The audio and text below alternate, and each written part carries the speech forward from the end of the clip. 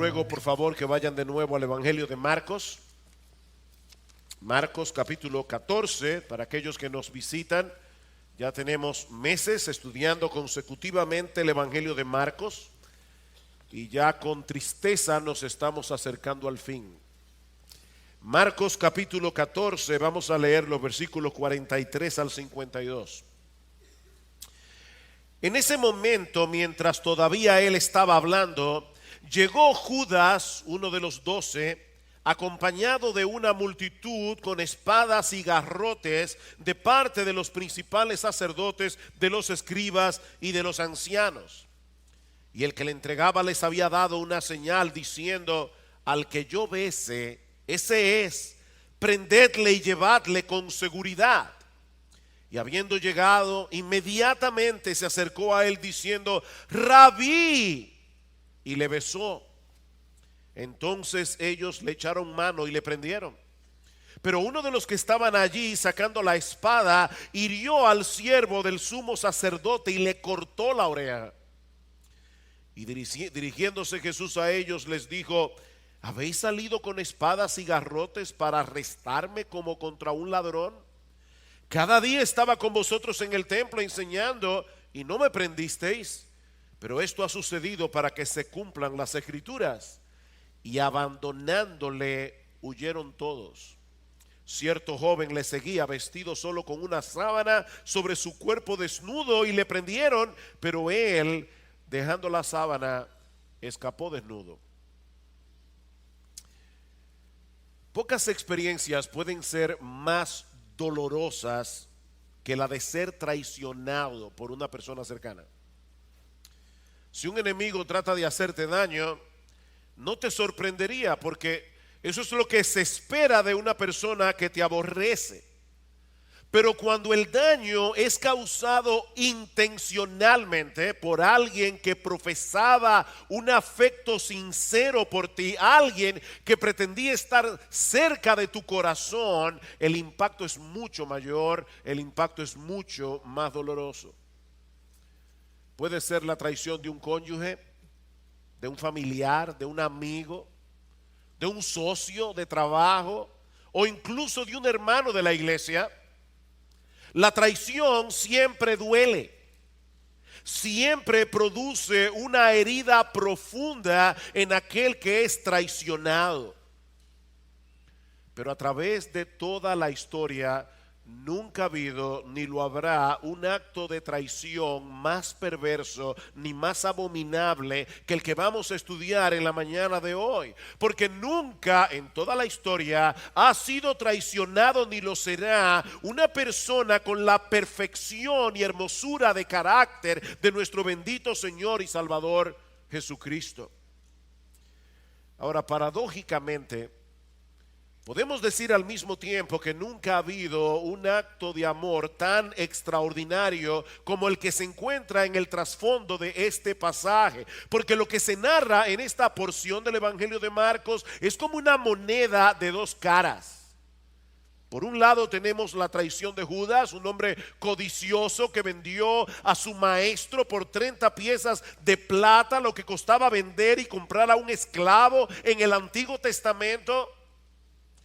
Pero por el otro lado tenemos la acción voluntaria de un Salvador que se dejó traicionar para llevar a cabo, para llevar a cumplimiento el plan de redención trazado por Dios desde antes de la fundación del mundo por amor a sus escogidos.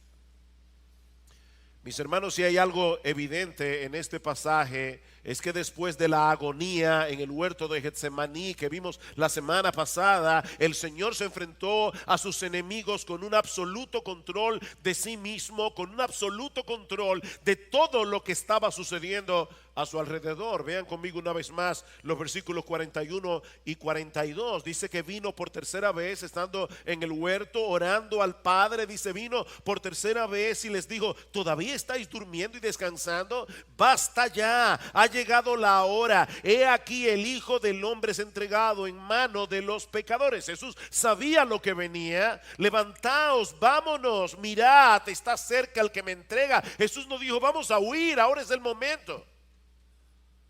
No, es el momento de enfrentar lo que viene. Como decíamos la semana pasada, la acción, la voluntad humana, de Jesús está perfectamente alineada con la voluntad del Padre. Él salió del huerto de Getsemaní resuelto a tomarse la copa amarga de la ira de Dios por causa de nuestros pecados. A partir del arresto de Jesús, se estaba poniendo en marcha una trama diabólica que en pocas horas habría de desembocar en la cruz del Calvario. Cristo fue arrestado a la medianoche y a las 3 de la tarde ya estaba muerto en la cruz. Pocas horas. Pero todo comenzó aquí con la traición de Judas y el arresto de Jesús, que veremos en la mañana de hoy, considerando en primer lugar los agentes humanos que intervinieron en el arresto.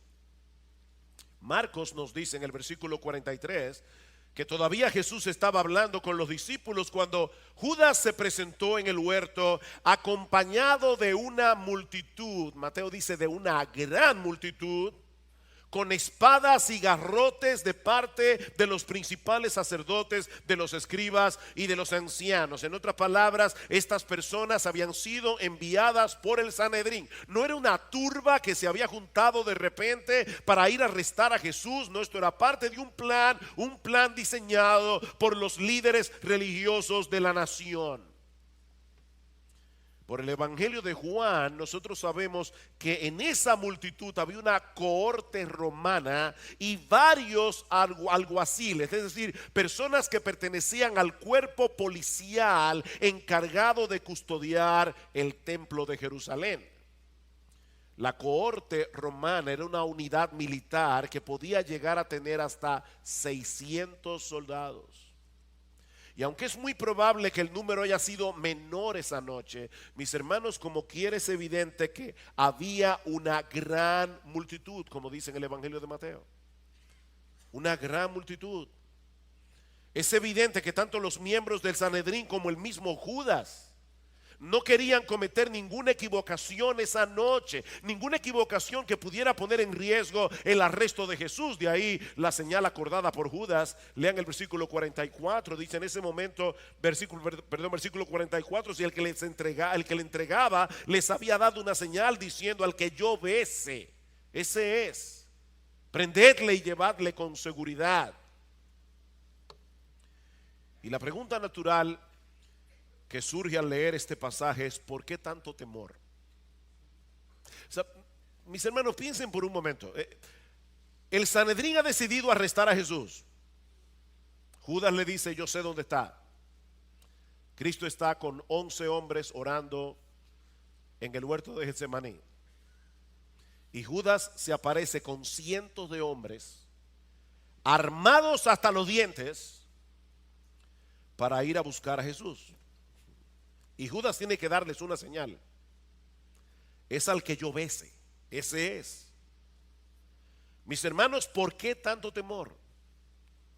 ¿Por qué tenían que ir a buscar a Jesús con una gran multitud armada con espadas y garrotes, como dice en el versículo 43? Pero yo creo que la respuesta se encuentra parcialmente en los versículos 1 y 2 del capítulo 14 que estudiamos hace varias semanas. Dice en Marcos capítulo 14: faltaban 2 días para la Pascua y para la fiesta de los panes sin levadura, y los principales sacerdotes y los escribas buscaban cómo prenderle con engaño y matarle, porque decían: no durante la fiesta, no sea que haya un tumulto en el pueblo. Y ahí el temor. Era la fiesta de la Pascua. Cientos de miles de peregrinos habían llegado a Jerusalén para la celebración de una fiesta en la que ellos recordaban cada año la liberación milagrosa del pueblo de Israel de la esclavitud en Egipto. De manera, mis hermanos, que en esos días el nacionalismo judío estaba a flor de piel y muchos parecían simpatizar con la persona de Jesús, como vino a ser evidente en la llamada entrada triunfal el domingo de Ramos unos días antes. Mucha de esta gente se acercaba a Jerusalén durante la Pascua con la expectativa de que el Mesías podía aparecer en cualquier momento para liberar a Israel de toda opresión extranjera, exactamente como lo había hecho más de 1000 años atrás. Tal vez este es el año, cada año iban a Jerusalén con esa expectativa. Este puede ser el año en que llegue nuestro Mesías. Y muchos de ellos recibieron a Jesús ese domingo con un peligroso fervor mesiánico. Dice en Marcos capítulo 11 que ellos clamaban a gran voz: Hosanna, una palabra que significa sálvanos ahora. Hosanna, bendito el que viene en el nombre del Señor. Bendito el reino de nuestro Padre David que viene. Hosanna en las alturas. Y para colmo de males, en Marcos capítulo 15 versículo 7, Marcos nos revela incidentalmente, de paso, que unos días antes había habido una revuelta, muy probablemente en Jerusalén, en la que estuvo involucrado nada menos que un hombre llamado Barrabás, alguien que iba a jugar un papel importante en el veredicto en contra de Jesús en la corte de Poncio Pilato. Así que los ánimos estaban caldeados. El nacionalismo estaba a flor de piel y miles de peregrinos que habían llegado a Jerusalén estaban fascinados con la persona de Jesús. De manera que los miembros del Sanedrín no podían prever la reacción de toda esa gente cuando se enteraran de que lo habían arrestado, de que lo habían condenado a muerte. De hecho, Juan nos dice en el capítulo 11 de su evangelio que luego de la resurrección de Lázaro, el Sanedrín decidió llevar a cabo una reunión secreta y muy probablemente no invitaron a José de Arimatea, no invitaron a Nicodemo, a las personas que simpatizaban con Jesús. Se reunieron para tratar el problema. ¿Qué hacemos con este hombre? Porque aún nuestra subsistencia como nación está en juego, decían ellos. ¿Qué haremos? Porque este hombre hace muchas señales. Si le dejamos seguir así, todos van a creer en él. Y los romanos vendrán y nos quitarán nuestro lugar y nuestra nación. ¿Se dan cuenta, mis hermanos, cuál es el problema? Ya no se trataba simplemente de celo o envidia, porque Jesús estaba poniendo en juego la popularidad de los líderes religiosos de Israel delante del pueblo. No, ahora se sumaba el temor de que en torno a su persona se levantara una revolución armada y Roma tuviera que intervenir. Y a todo eso debemos añadir que ellos tampoco podían prever cuál sería la reacción del mismo Jesús o de los discípulos. Debemos suponer que Judas compartió con ellos esa noche lo que Jesús les había dicho en el aposento alto. ¿Recuerdan durante la cena pascual? Entre vosotros hay un traidor.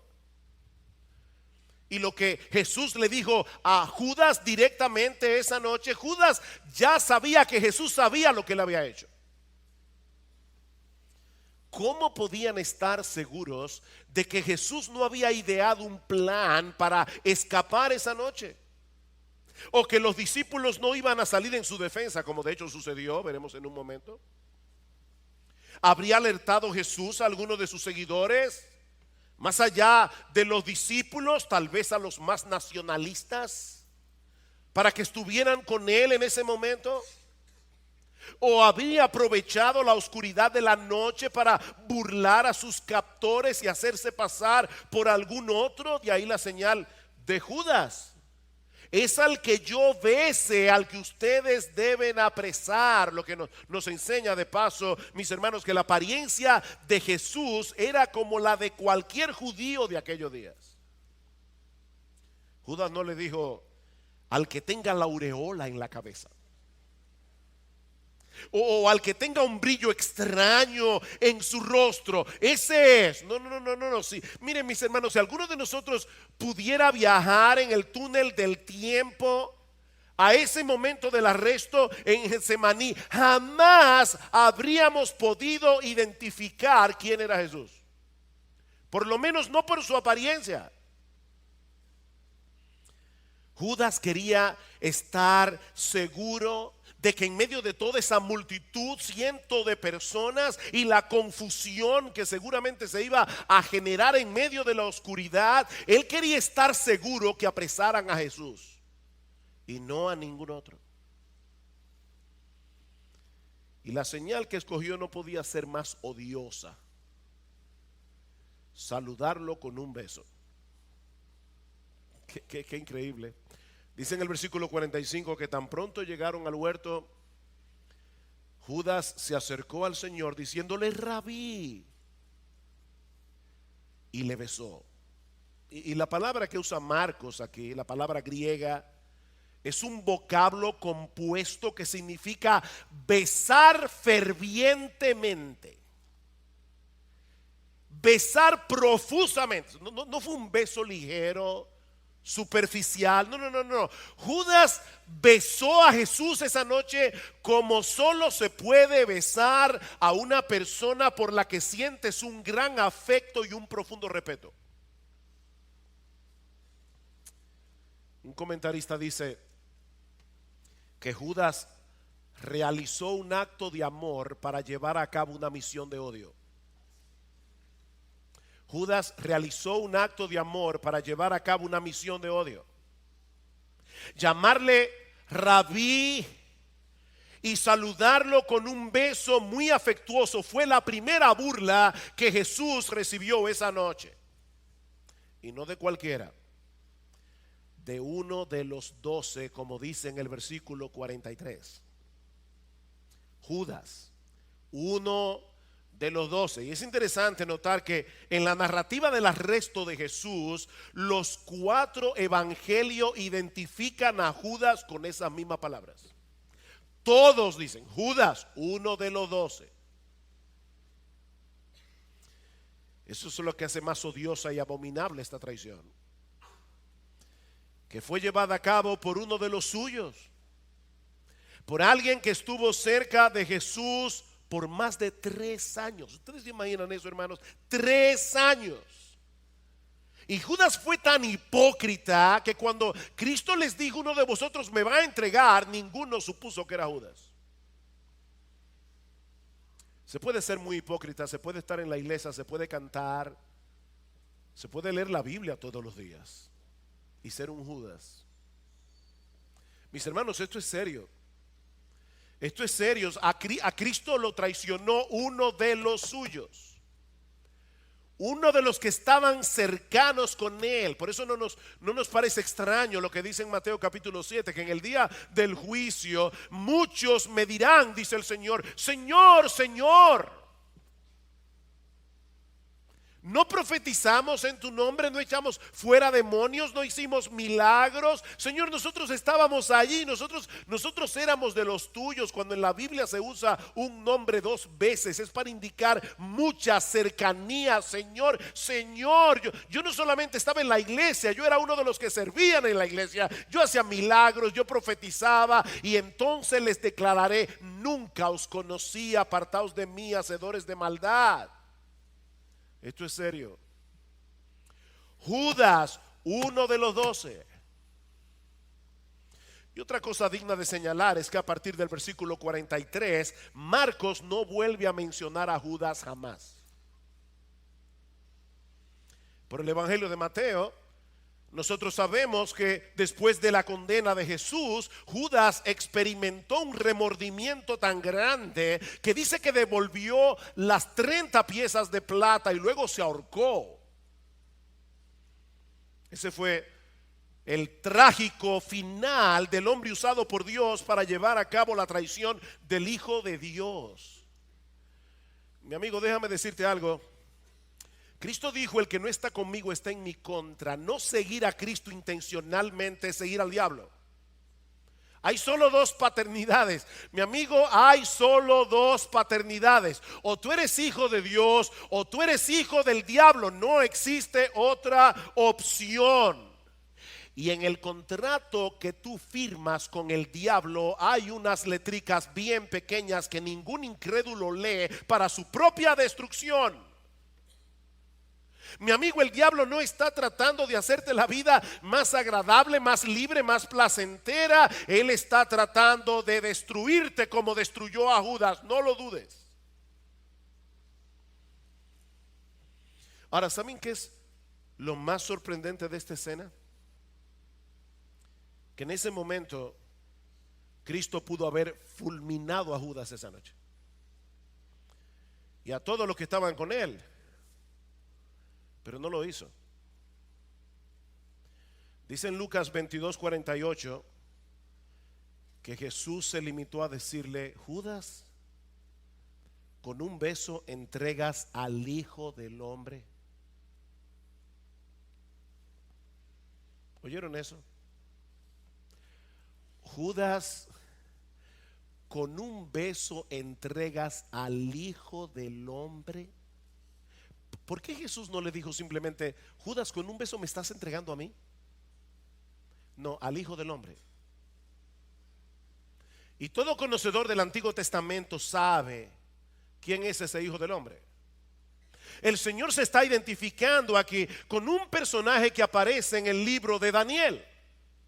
Y dice en el capítulo 7, versículo 14, que a ese personaje, al Hijo del Hombre, le fue dado dominio, gloria y reino para que todos los pueblos, naciones y lenguas le sirvieran. Pero aquí vemos al Hijo del Hombre dejándose entregar. A aquel que le fue dado dominio, gloria, poder, autoridad, aquí lo vemos dejándose entregar mansamente por uno de los suyos para llevar a cabo el plan redentor de Dios. Increíble. Y dice en Marcos 14:46 que cuando Judas besó a Jesús, los soldados y la guardia del templo le echaron mano y le prendieron, y Juan añade, lo amarraron. Qué humillante. Lo amarraron. Ahora, no sin que antes sucediera un incidente con uno de sus discípulos que Marcos no identifica, pero que por el Evangelio de Juan sabemos que se trataba obviamente del apóstol Pedro. Versículo 47. Dice: pero uno de los que estaban allí, sacando la espada, hirió al siervo del sumo sacerdote y le cortó la oreja. Ya vimos a los agentes que intervinieron en el arresto. Veamos ahora la reacción impulsiva de Pedro. Le cortó la oreja. Este pasaje es tragicómico. En el pasaje paralelo en el Evangelio de Lucas, Lucas 22:49, dice que los que rodeaban a Jesús en el momento del arresto, viendo lo que estaba sucediendo, le preguntaron: Señor, ¿heriremos a espada? Recuerdan que unas horas antes ellos habían dicho: aquí hay 2 espadas, y Cristo les dijo: basta. Habían 2 espadas, por lo menos una la tenía Pedro, y algunos comentaristas dicen: conociendo a Pedro tenía las 2. Señor, ¿heriremos a espada? Y por supuesto, ustedes conocen a Pedro. Pedro no esperó que el Señor diera ninguna respuesta. Recuerden que ya Pedro le había dicho al Señor esa noche que él estaba dispuesto a morir por él. Pedro tenía algo que probar, y este era el momento para hacerle ver a Jesús que él no hablaba por hablar. Así que en medio de la confusión de esa noche, Pedro saca la espada y le tira a la cabeza del siervo de sumo sacerdote, que por el Evangelio de Juan sabemos que se llamaba Malco, y no estoy pronunciando Marco mal, es que se llamaba Malco con L. Saben que los soldados romanos solían atacar a sus contrincantes dándoles un golpe con la daga, que era más que una espada, con la daga en el medio de la cabeza. Era un golpe mortal. Y parece que Pedro estaba tratando de hacer lo mismo. Pero Pedro no era un profesional, no tenía tanta puntería. Así que en vez de darle a Malco en el medio de la cabeza, le corta la oreja derecha. Hay otros que dicen que Pedro trató de degollar a Malco. Y Malco se echó para atrás y en vez de degollarlo le voló la oreja.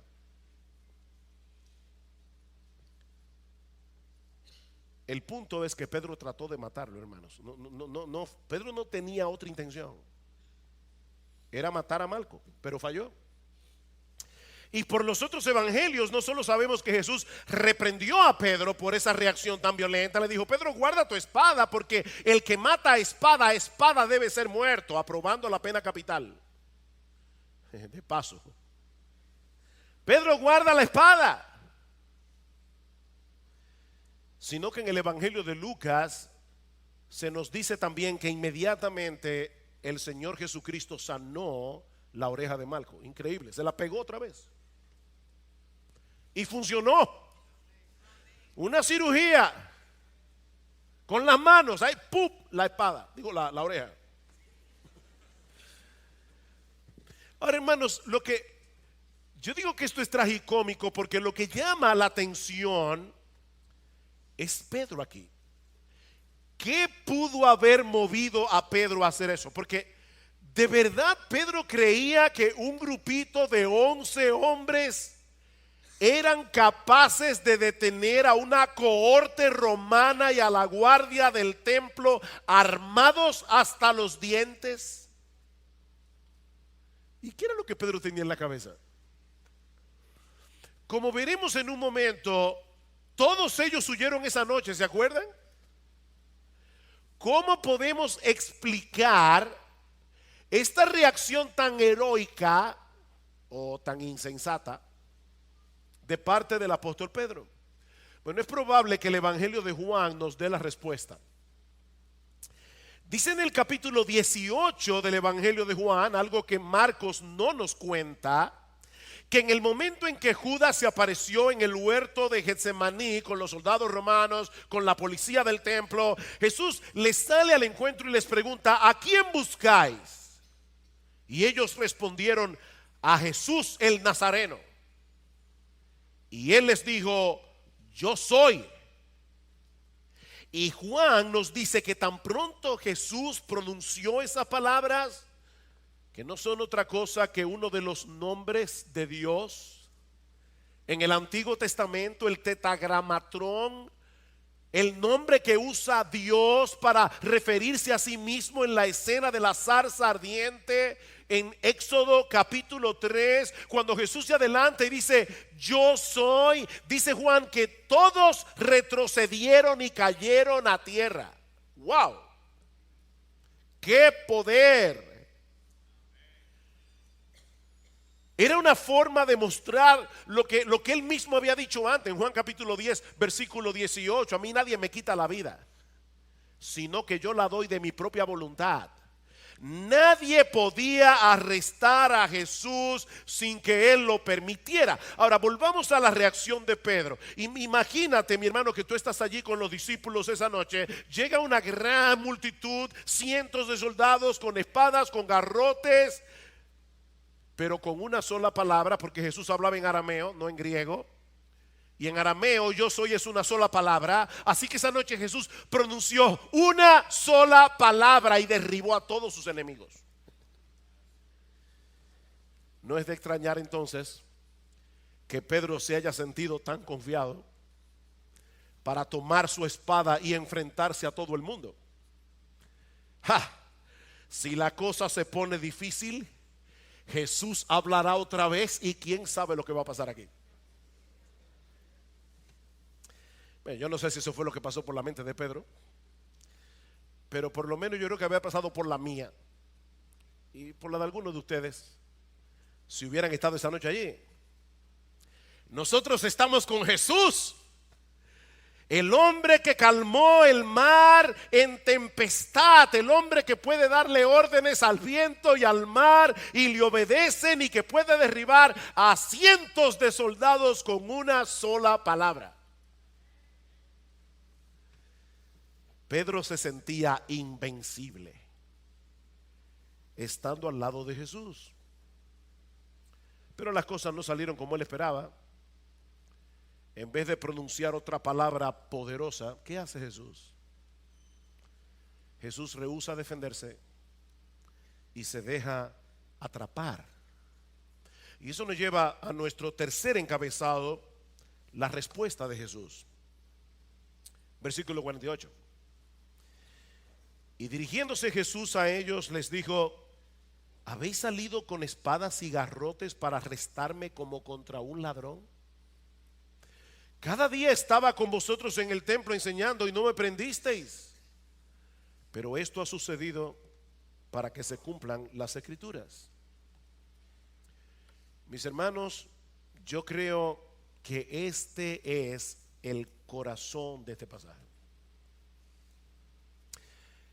El Señor está recriminándole a sus enemigos el hecho de haber venido contra él como si fuera un bandido, que es lo que significa literalmente la palabra que nuestra versión de la Biblia traduce como ladrón.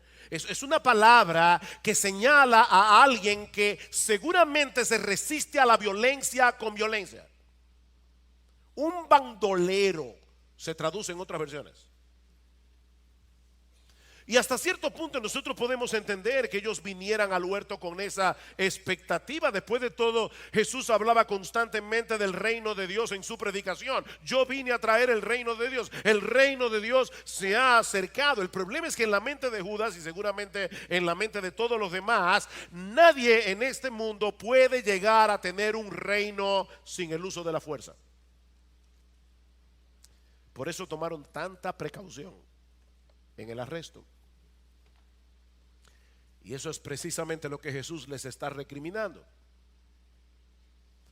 ¿De verdad creían que era necesario venir a buscarme con una multitud armada como si yo fuera un sedicioso? Entonces ustedes no han entendido nada acerca de la naturaleza de mi reino. Mis hermanos, yo creo que eso es lo que está detrás en el trasfondo de este pasaje. Unas horas más tarde Jesús va a tener que volver sobre el mismo tema cuando se presentó delante de Pilato. Pilato, mi reino no es de este mundo. Si mi reino fuera de este mundo, mis servidores pelearían para que yo no fuera entregado a los judíos, pero mi reino no es de aquí. ¿Ven el punto, mis hermanos? Ese reino no avanza por medio de la espada, es lo que Cristo está diciendo. Este reino avanza por medio de la predicación de la palabra. Porque este es un reino que no se impone por la fuerza como el Islam. Y algunos dirán: bueno, pastor, pero ¿qué de las cruzadas? ¿Qué de lo que ha pasado recientemente en muchas naciones como Irlanda, donde los cristianos están peleando con otros para establecer su reino? Miren, hermanos, cuando pensemos en las cruzadas de la Edad Media, de ninguna manera pensemos que eso se hizo realmente en el nombre de Jesús. Si se llamaban cristianos, pero eso no es cristianismo. El cristianismo no se impone por la fuerza. El cristianismo va conquistando a los hombres uno por uno con la verdad del evangelio, moviéndolos a confiar en un Salvador que gana perdiendo y que da vida muriendo. Ese es nuestro Salvador. Estos hombres se armaron contra Cristo porque pensaron que Él había venido a promover una revolución. Y las revoluciones humanas siempre hacen lo mismo. Alguien decía que todas las revoluciones de este mundo no son más que meros ajustes o meros reajustes del orden establecido. Yo no sé cuántos de ustedes, probablemente no muchos, han oído el término gatopardismo. Hay una película de Visconti muy antigua donde se usa una frase, se llama el gato pardo, y uno de los personajes de la película le dice a otra persona: mira, a veces hay que hacer que las cosas cambien para que sigan igual. ¿Oyeron eso? Eso es el gatopardismo. La filosofía de que hay que hacer a veces que algunas cosas cambien para que todo siga igual. Viene una revolución y colocan en el poder a un nuevo grupo de personas con los mismos valores distorsionados de la gente anterior. Es lo mismo. Es lo mismo. Es el mismo perro con diferente collar. Excepto el reino de Cristo. El reino de Cristo es diferente, es radicalmente diferente. Mis hermanos, escuchen estas palabras del Evangelio de Lucas y por favor hagan el esfuerzo de oírlas como si las estuvieran escuchando por primera vez. Como si ustedes nunca se hubieran topado con esta declaración de Jesús. Bienaventurados vosotros los pobres, porque vuestro es el reino de Dios. No de los ricos, no de los poderosos, no de los que tienen los armamentos más sofisticados. De vosotros los pobres, porque vuestro es el reino de Dios.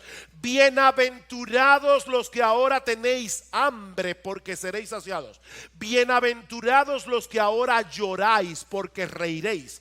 Bienaventurados seréis cuando los hombres os aborrezcan y cuando os aparten de sí y os vituperen y desechen vuestro nombre por causa del Hijo del Hombre. Bienaventurados.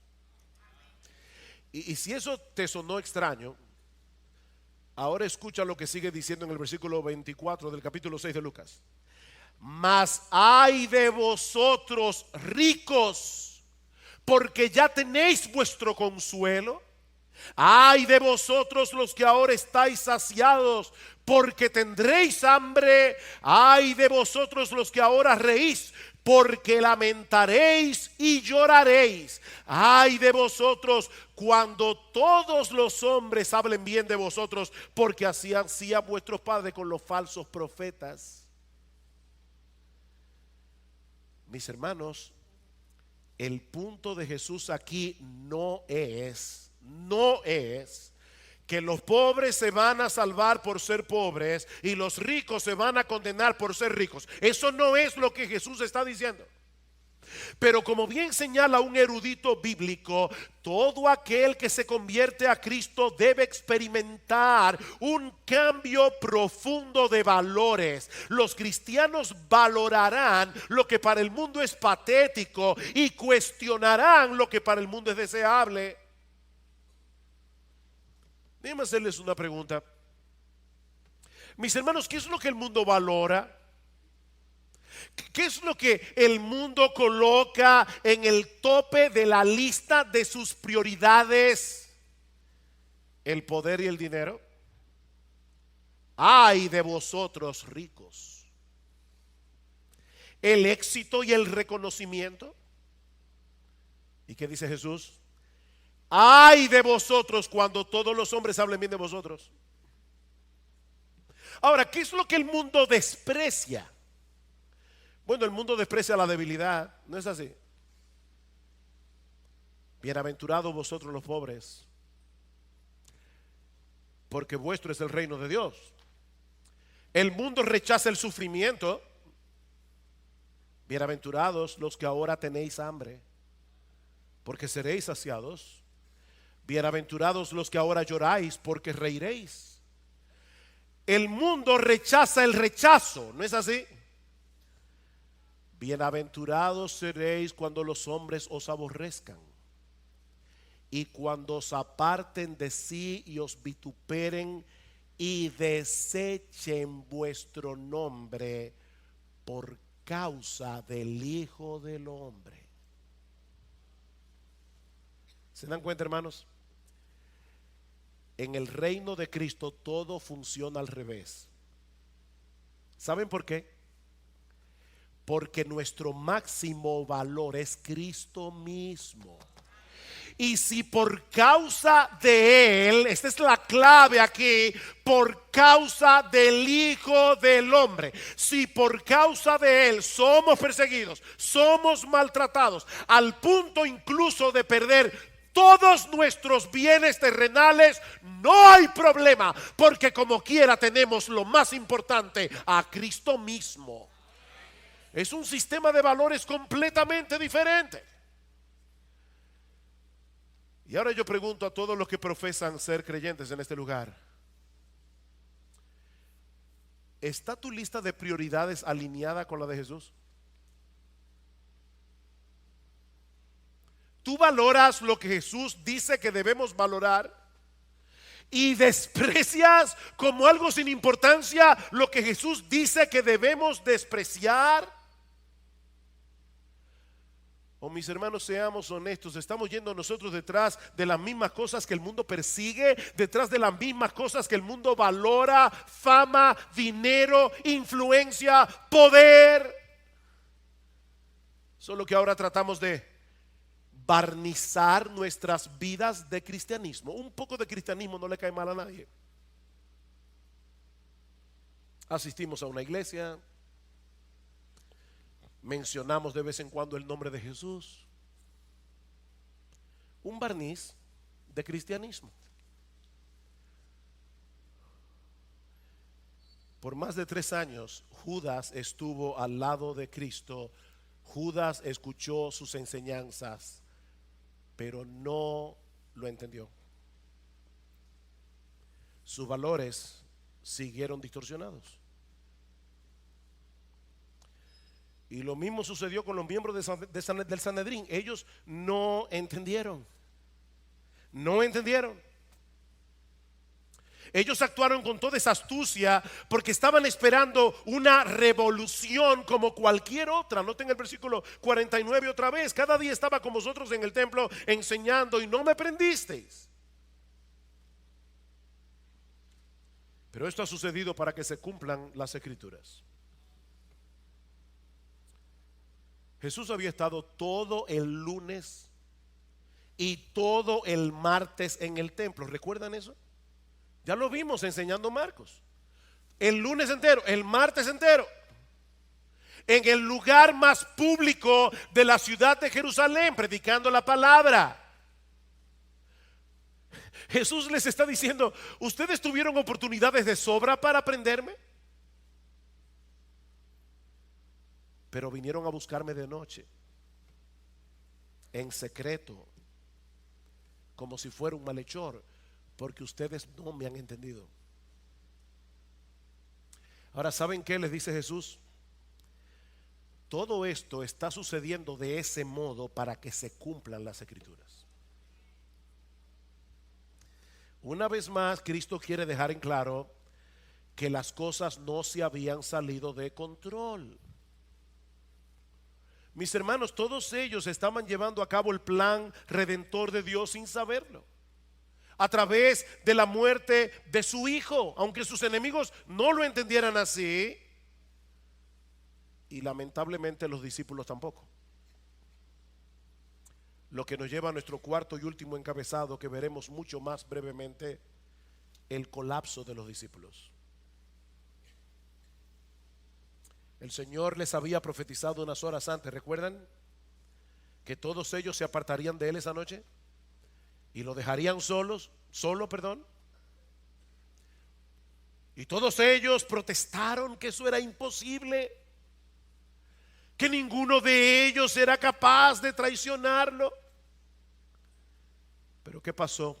Versículo 50: y abandonándole, huyeron todos. Wow. Abandonándole, huyeron todos.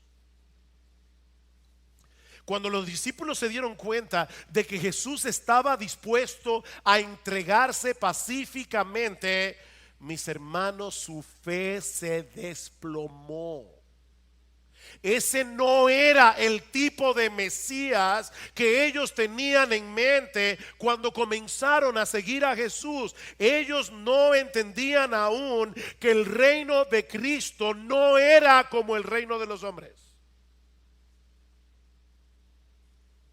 Ellos no tenían todas las escrituras. Ellos no habían vivido la muerte de Cristo, la resurrección, la ascensión a los cielos. Ellos no sabían nada de eso todavía. Mi pregunta en esta mañana: ¿y qué de ti? Nosotros tenemos toda la Biblia. Mis hermanos, ustedes ven la importancia de tener una perspectiva correcta de lo que significa seguir a Cristo. Porque ¿qué es lo que le pasa a mucha gente en las iglesias?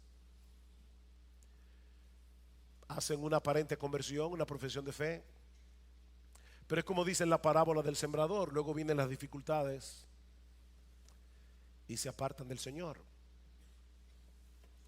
porque ellos no estaban siguiendo al verdadero Cristo que se revela en las Escrituras. Ellos estaban siguiendo a un Cristo de su propia imaginación. Ellos estaban siguiendo al genio de la lámpara de Aladino.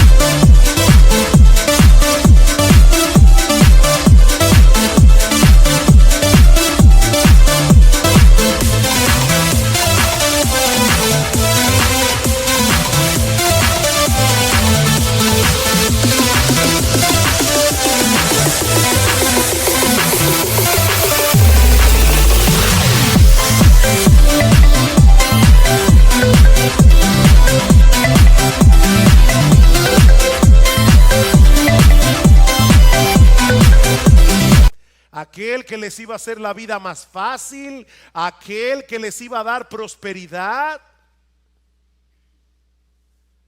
Pero luego vienen los problemas, luego viene el rechazo, luego vienen las persecuciones, luego vienen las enfermedades, los problemas económicos. Y entonces comienzan a preguntarse: ¿y qué pasó con mi Señor? ¿Qué pasó con mi Señor? Tengo problemas con mi esposo, mi matrimonio es un desastre. Y yo le he pedido al Señor que convierta a mi marido, yo le he pedido al Señor que restaure las cosas en mi casa, pero Él no me escucha. ¿Me habré equivocado de maestro? ¿Me habré equivocado del Salvador? Mis hermanos, es tan importante que nosotros tengamos una perspectiva correcta de lo que significa seguir a Jesús. El reino de Cristo funciona al revés. Mis hermanos, métanse eso en la cabeza. El reino de Cristo funciona al revés. El reino de Cristo valora lo que el mundo desprecia. El reino de Cristo desprecia lo que el mundo valora. Mi pregunta es: ¿a qué reino perteneces tú?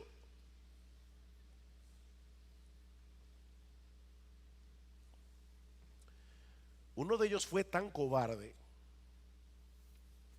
que parece que cuando los soldados iban camino por el valle de Cedrón hacia el huerto de Getsemaní y escuchó lo que estaba pasando, a medianoche se despertó de la cama y, como no había mucho tiempo, se envolvió en una sábana y se fue con la multitud. Dice en el versículo 51: cierto joven le seguía vestido solo con una sábana sobre su cuerpo desnudo, y lo prendieron porque se dieron cuenta que él era un simpatizante del maestro. Pero él, dejando la sábana, escapó desnudo. Y en la Biblia la desnudez es una vergüenza, es símbolo de vergüenza. Muchos comentaristas suponen que ese joven no era otro que el mismo Marcos. Marcos es el único que menciona ese incidente. Y él era un joven realmente cuando todo eso sucedió. Así que muchos comentaristas presuponen que él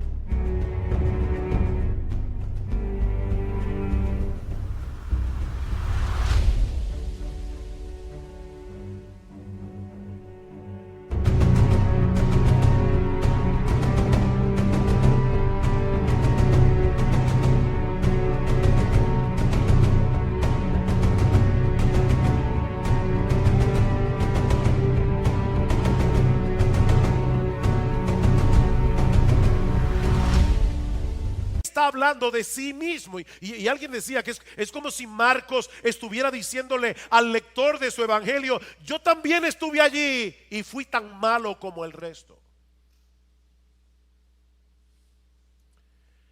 Todos ellos se desplomaron en medio de la prueba, porque no tenían una perspectiva correcta de lo que significa ser cristiano. No tenían una perspectiva correcta de lo que significa seguir a Cristo. Mi amigo, déjame decirte algo. Y yo quiero que tú vengas a Cristo esta mañana. Pero en el camino de Cristo, primero viene la cruz y luego viene la gloria. No puede ser al revés. Mi hermano, mi amigo, no trates de llegar al cielo antes de tiempo. En el camino por el que Cristo transita, primero llega a la cruz, luego llega a la gloria. El que quiera seguirme, que tome su cruz cada día.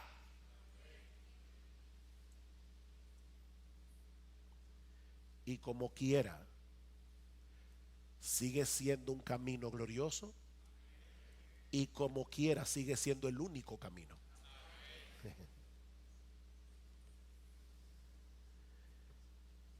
Mi amigo, déjame decirte algo. Cristo no vino al mundo simplemente para dejarnos un ejemplo de vida. Muchos dicen eso: Cristo vino a darnos un ejemplo. No. Cristo no vino simplemente a dejarnos un ejemplo, porque el suyo es un ejemplo imposible de imitar en nuestras propias fuerzas.